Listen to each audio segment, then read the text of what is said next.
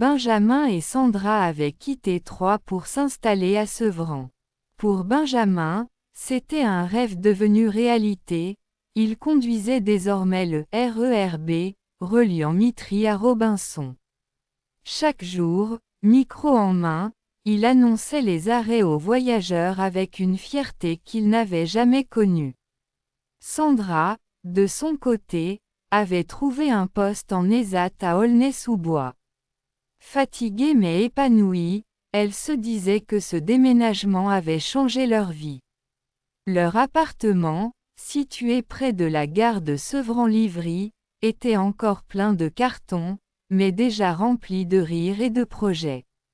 Benjamin rentrait souvent tard, sa casquette SNCF encore sur la tête, et Sandra l'attendait avec un sourire.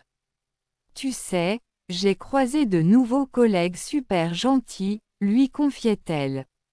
Benjamin répondait toujours, « Moi aussi j'ai croisé des voyageurs sympas, et d'autres moins. » Pendant ce temps, à Troyes, la bande ne les oubliait pas.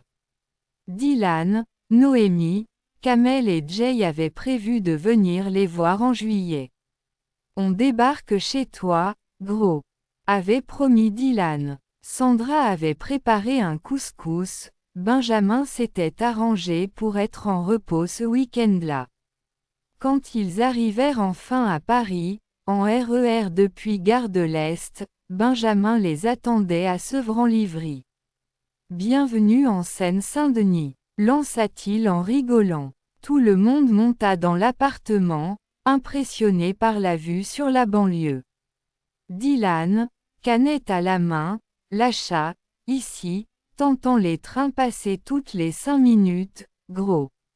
Noémie, elle, chuchota à Sandra, franchement, t'as bien fait de venir ici. Le soir, ils sortirent tous ensemble à Paris-Nord.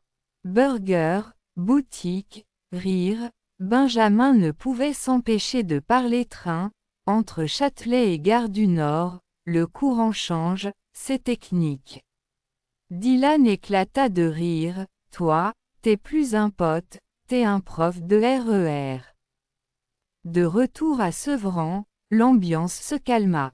Installé dans le salon, Dylan se fit plus sérieux, tu sais, Benji, t'as montré qu'on pouvait réaliser nos rêves, même en partant de rien. Benjamin serra Sandra contre lui. Elle sourit, fatiguée mais heureuse.